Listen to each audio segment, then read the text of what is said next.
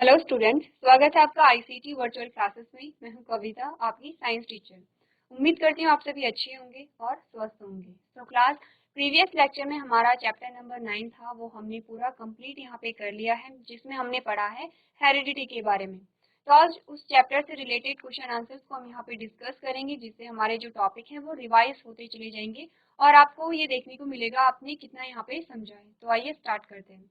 तो यहाँ पे हम मल्टीपल चॉइस क्वेश्चंस को डिस्कस करेंगे, यानी बहुविकल्पी प्रश्न हम यहाँ पे डिस्कस करेंगे, जिसमें हमारे पास एक स्टेटमेंट दी जाती है, उसमें 4 ऑप्शन हमारे पास होते हैं और हमें सही ऑप्शन को यहाँ पे चूज करना है। तो सबसे पहला जो क्वेश्चन हमारे पास आता है, उसमें से कहा गया है Mendel conducted his famous breeding experiments by working on the following. यहाँ पे कहा गया है कि मैंडल्स ने अपने एक्सपेरिमेंट के लिए किस प्लांट को यहाँ पे चूज किया है, उसे आपको बताना है। आपके पास ऑप्शन में सबसे पहला ऑप्शन है ड्रोसोफिला। अब यहाँ पे क्या है, प्लांट्स और एनिमल्स दोनों ही यहाँ पे हैं। ऑप्शन में आपके पास क्या आएंगे, सारे ही आएंगे। सबसे पहला ड्रोसोफिला बताया गया है, फिर है एस्चेरिशिया कोलाई है, तीसरा है पाइसम सटाइवम और लास्ट है ऑल ऑफ दिस। अब आपको ये बताना है कि मेंडल्स ने अपने एक्सपेरिमेंट को किस पे किया था। तो जब हमने ये चैप्टर पढ़ा था तो हमने क्या देखा था, हमने देखा था कि मटर ने अपने एक्सपेरिमेंट के लिए पी प्लांट को, यानी कि मटर के पौधे को चूज किया था, और जिसका साइंटिफिक नेम क्या था यहाँ पे, पाइसम सटाइवम था। तो हमारा जो सही ऑप्शन होगा वो होगा सी। यहाँ पे आपको ये भी पूछा जा सकता है, जब आपके पास अगर दीर्घ उत्तरीय प्रश्न आ गए हैं तो आपसे पूछा जा सकता है कि मेंडल्स ने पी प्लांट को ही क्यों चूज किया था, उसके रीजन आपको बताने हैं। तो सबसे पहले आप क्या बताएंगे, इनमें बहुत सारे कॉन्ट्रास्टिंग कैरेक्टर पाए जा रहे थे और हमने 7 कॉन्ट्रास्टिंग कैरेक्टर्स की यहाँ पे बात की थी। अब वो 7 कॉन्ट्रास्टिंग कैरेक्टर क्या क्या थे वो आपको पता होना चाहिए। आपको प्लांट हाइट के बारे में बताया गया है, सीड कलर के बारे में बताया गया है, सीड के शेप के बारे में बताया गया है, पॉड का जो शेप है उसके बारे में बताया गया है, फ्लावर कलर के बारे में बताया गया है, फ्लावर की पोजीशन के बारे में बताया गया है। तो ये सारे क्या हैं, अलग अलग कॉन्ट्रास्टिंग कैरेक्टर हमारे पास आते हैं। इसी के साथ ही जो मटर का जो प्लांट है उसकी जो लाइफ साइकिल है वो क्या है, कम है। तो यहाँ पे क्या हुआ, कम टाइम में मेंडल्स ने बहुत सारे एक्सपेरिमेंट यहाँ पे कर लिए थे। तो यही रीजन है कि मेंडल्स ने अपने एक्सपेरिमेंट के लिए पी प्लांट यानी कि मटर के पौधे को यहाँ पे चूज किया, जिसका नाम है पाइसम सटाइवम। यानी हमारा जो ऑप्शन नंबर सी है वो बिल्कुल यहाँ पे करेक्ट है। नेक्स्ट क्वेश्चन हमसे पूछा गया है, which section of DNA provides information for one protein. अब यहाँ पे पूछा गया है डीएनए के बारे में, और डीएनए के बारे में क्या पूछा गया है कि डीएनए के उस सेगमेंट के बारे में बताइए जो एक प्रोटीन के लिए क्या करता है, इंफॉर्मेशन प्रोवाइड करता है। अब आपको ये पता होना चाहिए प्रोटीन का क्या फंक्शन है। तो सबसे पहले हम बात करेंगे डीएनए के बारे में। हमने कहा ये हमारे पास डीएनए आता है,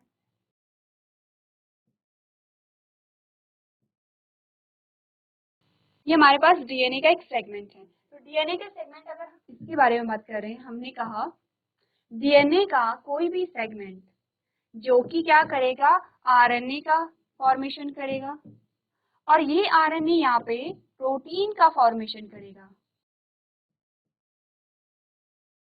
और इस प्रोटीन से यहाँ पे क्या होंगे, कैरेक्टर्स यहाँ पे क्या होंगे, शो होंगे। अब हमसे क्वेश्चन में क्या पूछा गया है, ध्यान दीजिए। क्वेश्चन हमसे पूछा गया है, which section of DNA provides information for one protein is known as.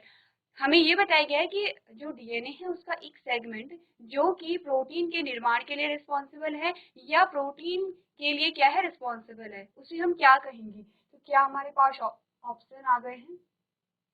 पहले कह रहा है न्यूसेलस, सेकेंड जो हमारे पास ऑप्शन आया है वो है क्रोमोसोम, थर्ड जो ऑप्शन आया है वो है ट्रेट, और लास्ट जो ऑप्शन आया है वो है जीन। तो क्या बात की थी हमने, हमने कहा था कि जीन का वो सेगमेंट, हमने कहा था कि जीन का वो सेगमेंट जो प्रोटीन के लिए रिस्पॉन्सिबल है, यहाँ पे क्या हो रहा है, इस सेगमेंट से आरएनए का फॉर्मेशन हो रहा है, आरएनए से प्रोटीन और प्रोटीन से कैरेक्टर। तो इसी सेगमेंट को हमने क्या कहा, जीन कहा।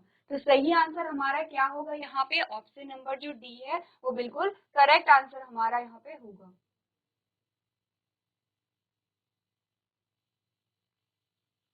अब हमें आंसर पता चल गया है, हमें ये पता है कि जीन क्या है, डीएनए की इकाई है जो कि क्या करती है, किसी भी कैरेक्टर के लिए रिस्पॉन्सिबल है, यानी कि किसी प्रोटीन के निर्माण के लिए उत्तरदायी है।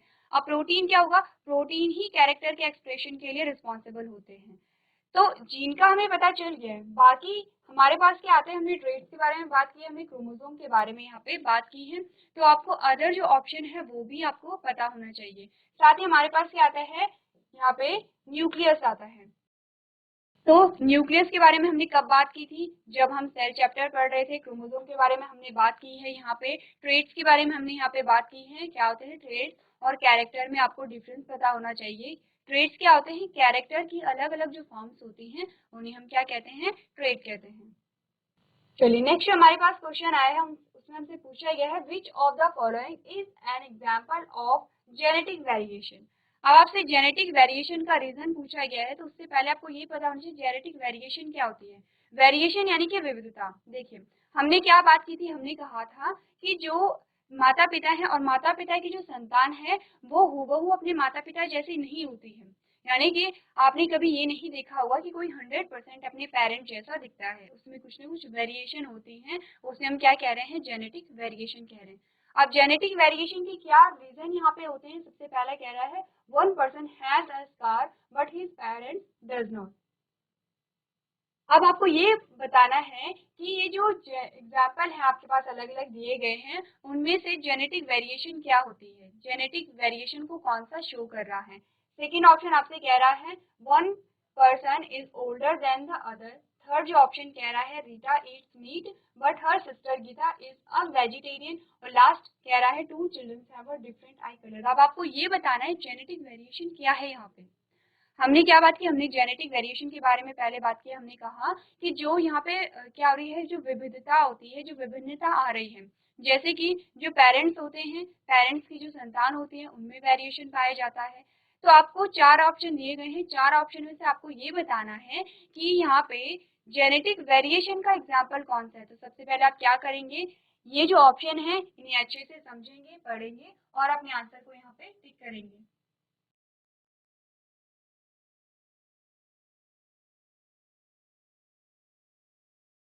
चलिए तो ऑप्शन में आपने सबसे पहला ऑप्शन हम यहाँ पे देख लेते हैं। पहला ऑप्शन क्या कह रहा है, one person has a scar but his friend doesn't.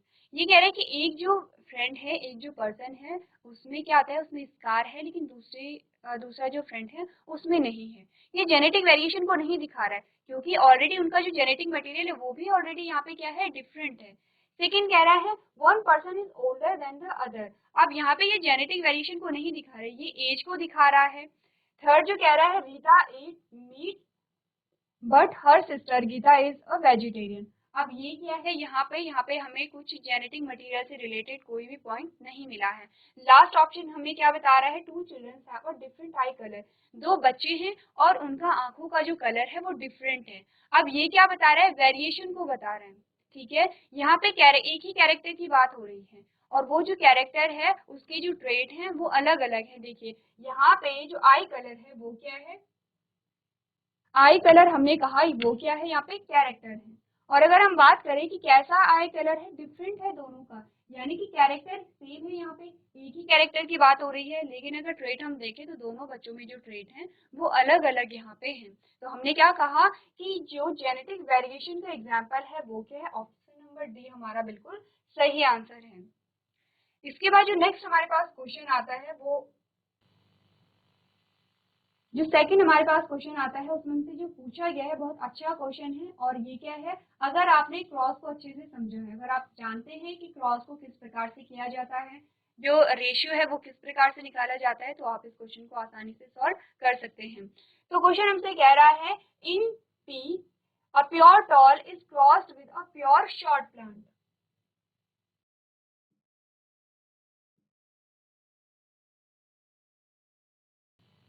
ये कह रहा है कि जो मटर का पौधा है, मटर के टॉल प्लांट को, यानी कि क्या था, एक होमोजाइगस टॉल था, उसे हमने किससे क्रॉस कराया है, जो प्योर शॉर्ट प्लांट था, यानी कि होमोजाइगस ड्वार्फ था। अब होमोजाइगस को हमने कैसे दिखाया है, स्मॉल टी से हमने यहाँ पे दिखाया है। अब ये आपको बताई गई है, ये क्वेश्चन ने आपको कंडीशन दी है कि हमने टॉल प्लांट को लिया है, एक शॉर्ट प्लांट को लिया है, दोनों को क्रॉस कराया है। क्वेश्चन अब यहाँ से स्टार्ट होता है, the ratio of pure tall plant to pure short plant in F2 generation is. अब आपसे ये पूछा गया है, ध्यान दीजिए क्वेश्चन आपसे पूछ क्या रहा है।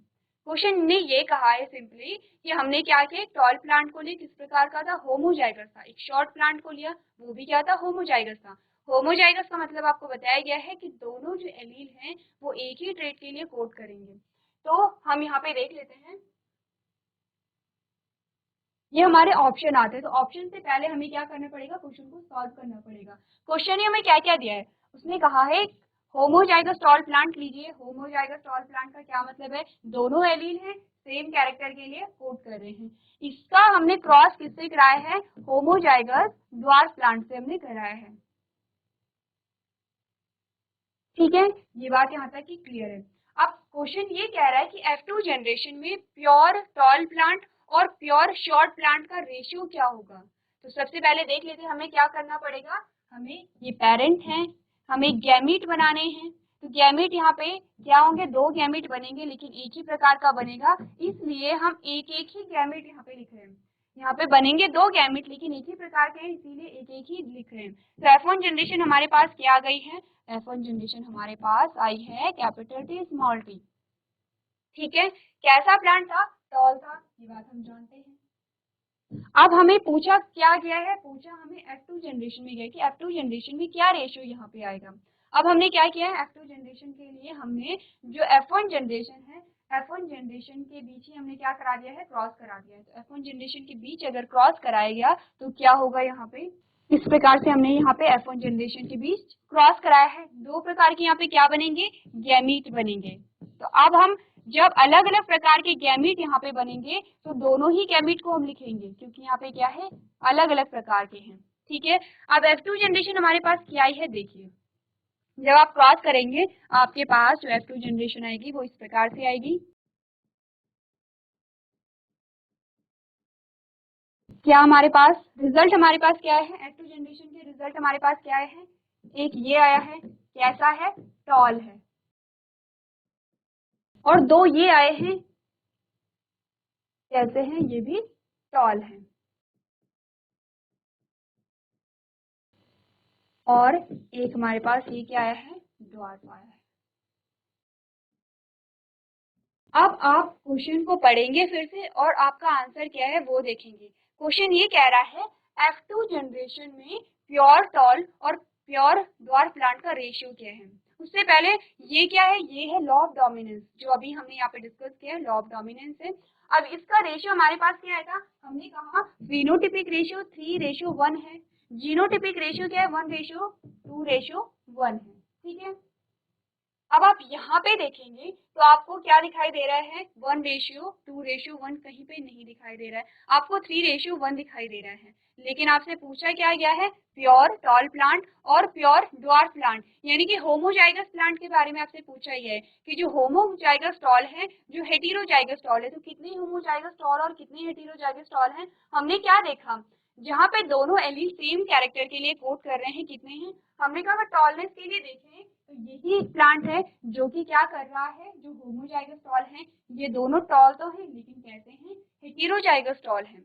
यहाँ पे हम इन्हें प्योर टॉल नहीं कहेंगे, क्योंकि क्या है, एक एलील टॉलनेस के लिए रिस्पॉन्सिबल है, एक एलील यहाँ पे ड्वार्फनेस के लिए रिस्पॉन्सिबल है। यहाँ पे भी सेम यही केस है। लास्ट में हमने क्या देखा, जो ड्वार्फनेस के लिए जो एलील हैं वो कैसे हैं, होमोजाइगस कंडीशन में है। तो एक हमें ये प्लांट मिल गया। तो रेशियो हमारे पास क्या आया, हमारे पास जो रेशियो आया हमारे क्वेश्चन के अकॉर्डिंग, ध्यान दीजिए, हमारे क्वेश्चन के अकॉर्डिंग जो हमारे पास रेशियो आएगा वो आएगा 1:1। तो कहाँ पे है, कौन से ऑप्शन में 1:1 है, ऑप्शन नंबर जो सी है वहां पे हमारे पास क्या आता है, 1:1 आता है। तो करेक्ट ऑप्शन क्या होगा, यहाँ पे ऑप्शन नंबर सी होगा। तो आप क्या करेंगे, इसी प्रकार से आप अपने क्वेश्चन को सॉल्व करेंगे और ये जो आंसर है इसे आप अपनी कॉपी में नोट कर सकते हैं।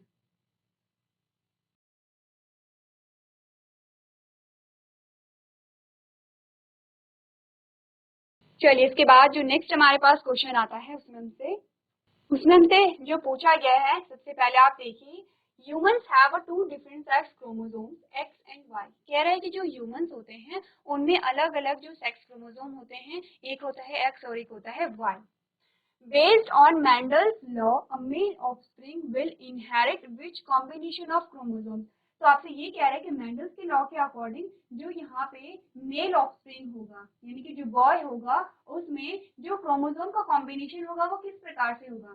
तो बहुत इजी क्वेश्चन आपसे पूछा गया है, बस जो क्वेश्चन की लैंग्वेज है वो आपको थोड़ा सा लंबी करके दिखाई गई है। इन शॉर्ट आपको इसमें इतना पूछा गया है कि जो मेल है यहाँ पे या जो बॉय है उसमें सेक्स क्रोमोसोम क्या क्या यहाँ पे होंगे, सिंपल सी इतनी बात आपसे पूछी गई है। ठीक है, ऑप्शन में आपसे क्या क्या दिया गया है, both sex chromosomes from one of its parents. कह रहा है कि जो यहाँ पे मेल ऑफस्प्रिंग होगा, जो बॉय होगा, उसमें दोनों ही एक्स क्रोमोसोम पाए जाएंगे और हर एक क्रोमोसोम एक एक पेरेंट से यहाँ पे आएगा। सेकेंड ऑप्शन कह रहा है both the Y chromosomes from one of its parents, ही कह रहा है कि इसमें दोनों ही वाई क्रोमोसोम्स होंगे। तीसरा कह रहा है combination of x chromosomes from either of its parents. अब ये कह रहा है कि यहाँ पे क्या होगा, एक्स क्रोमोसोम्स का कॉम्बिनेशन होगा। लास्ट ऑप्शन कह रहा है combination of X and Y chromosomes from either of its parents. Option हमारा कौन सा सही होगा, देखिए जब हमने बात की थी यहाँ पे हमने क्या कहा था, हमने कहा था कि जो क्रोमोसोम होते हैं टोटल हमारे पास 23 पेयर होते हैं। 22 क्या होते हैं, मेल और फीमेल भी इक्वल होते हैं, लेकिन जो 23rd पेयर होगा वो किस प्रकार का होगा, एक्स और एक्स वाई की हमने बात की है। अब हमने क्या है, जो एक्स एक्स है वो क्या होगी, यहाँ पे फीमेल होगी। ठीक है, और जो एक्स वाई है वो यहाँ पे क्या होगा, मेल होगा। अब आपको अपना आंसर पता है, तो हमारा ऑप्शन नंबर डी है वो बिल्कुल सही है। यहाँ पे क्या होगा, combination of X and Y chromosome, यानी कि एक्स और वाई क्रोमोसोम का यहाँ पे क्या होगा, कॉम्बिनेशन होगा। तो इस प्रकार से आप क्या करेंगे, अपने क्वेश्चन को यहाँ पे सॉल्व करेंगे।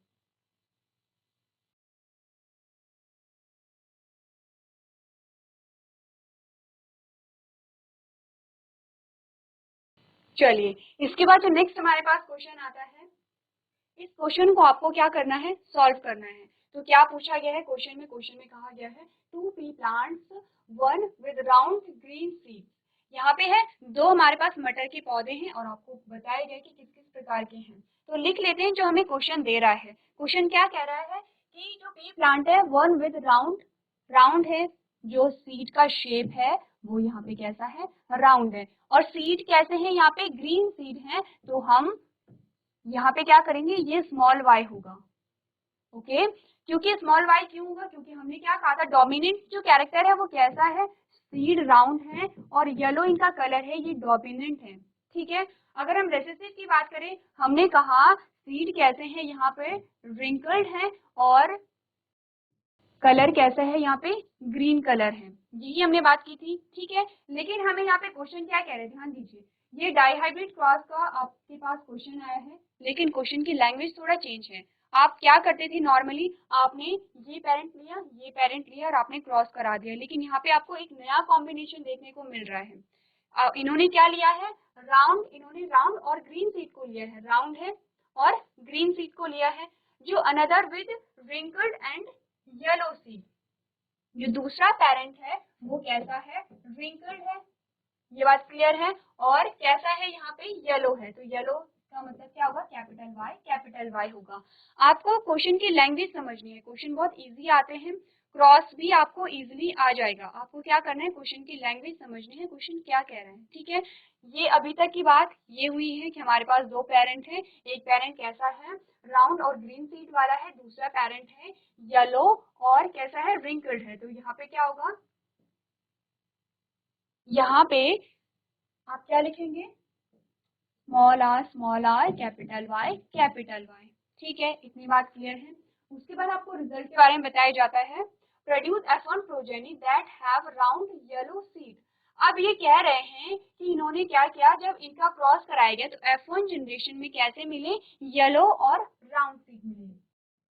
ठीक है, कैसे सीड मिले हैं, यहाँ पे येलो और राउंड सीड मिले हैं। तो हमने क्या देखा, इस प्रकार से हमारे पास ये रिजल्ट आया है। क्या है ये, F1 जनरेशन है। ठीक है, यहाँ तक की बात क्लियर है। जो भी अभी तक हम कर रहे हैं वो हमें भी क्वेश्चन ने बताया है, अभी तक हमने कुछ भी सॉल्व नहीं किया है। अब क्या होगा, when F1 plants are self-pollinated, the F2 progeny will have a new combination of characters.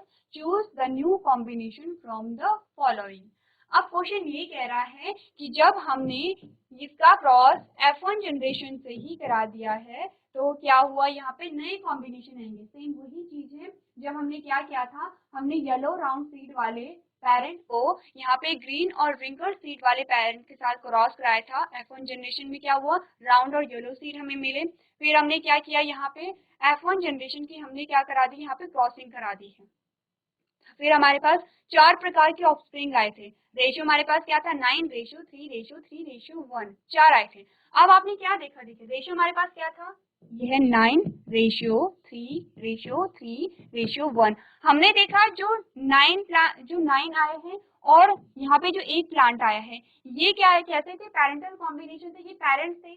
नए कॉम्बिनेशन हमारे पास ये आए हैं, जो आपके पास 3:3 है, वो नया कॉम्बिनेशन आया था। तो सेम चीज आपको यहाँ पे अप्लाई करनी है। यहाँ पे डिफरेंस इतना आया है, पेरेंट यहाँ पे क्या थे, चेंज हो गए थे, पेरेंटल जो कॉम्बिनेशन था वो चेंज हो गया। तो आपको क्या करना है, सबसे पहले ही आपको सॉल्व करना है। F1 जनरेशन के आप क्रॉस कराएंगे आपस में और उसके बाद देखेंगे F2 जनरेशन में क्या क्या कॉम्बिनेशन यहाँ पे आए हैं। टोटल 16 यहाँ पे ऑफस्प्रिंग बनेंगे और आपको देखना है कि पेरेंट्स कितने बने हैं, यहाँ पे दोनों प्रकार के पेरेंट्स कितने बने हैं और नए कॉम्बिनेशन आपके पास कितने बने हैं। तो आपके पास ऑप्शन भी यहाँ पे है, ये आपके पास ऑप्शन आते हैं। ऑप्शन में आपसे पूछा गया है, आपको नए कॉम्बिनेशन के बारे में बताना है। कह रहा है राउंड येलो है, राउंड ग्रीन है, रिंकल्ड येलो है, रिंकल्ड ग्रीन है, और ये आपको ऑप्शन दिए गए हैं। कौन सा ऑप्शन आपका सही है, सबसे पहले आपको क्या करना है, कॉपी में ये क्वेश्चन सॉल्व करना है।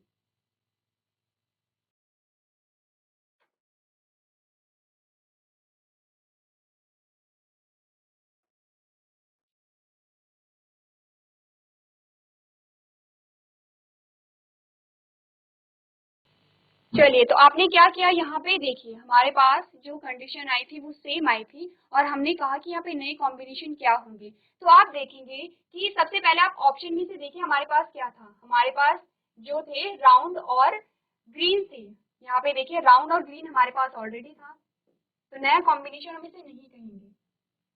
हमने कहा राउंड और ग्रीन हमारे पास था, इसलिए हम नया कॉम्बिनेशन इसे नहीं कहेंगे। उसके बाद हमारे पास कैसे थे, रिंकल्ड एंड येलो थे, तो हमारे पास रिंकल्ड एंड येलो भी था, इसीलिए हम इसे भी नया कॉम्बिनेशन नहीं कहेंगे। नया कॉम्बिनेशन हमारे पास क्या आएगा, पहला और जो हमारे पास फोर्थ है। आंसर हमारा जो बी ऑप्शन बिल्कुल सही है, पहला और जो लास्ट है वो बिल्कुल सही ऑप्शन होगा। देखिए ये जो क्वेश्चन था इसमें आपको सॉल्व करने की भी जरूरत नहीं थी, आपको सॉल्व करने के लिए इसलिए कहा गया है ताकि आपकी प्रैक्टिस बढ़े।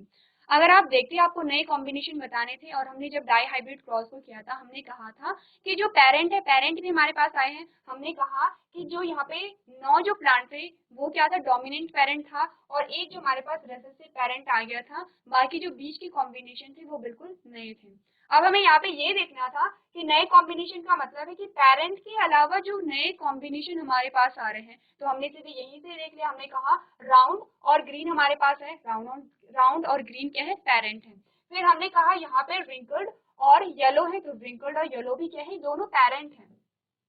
इसका मतलब जो हमारे पास ऑप्शन छूटते हैं वही यहाँ पे क्या होगा, नया कॉम्बिनेशन होगा। तो इस प्रकार से आप क्या करेंगे, अपने क्वेश्चंस को यहाँ पे सॉल्व करेंगे। तो क्लास आज के सेशन में हम इतना ही करेंगे, आप और भी क्वेश्चंस यहाँ पे प्रैक्टिस करते रहेंगे। तो अभी तक क्लास में बने रहने के लिए आपका धन्यवाद।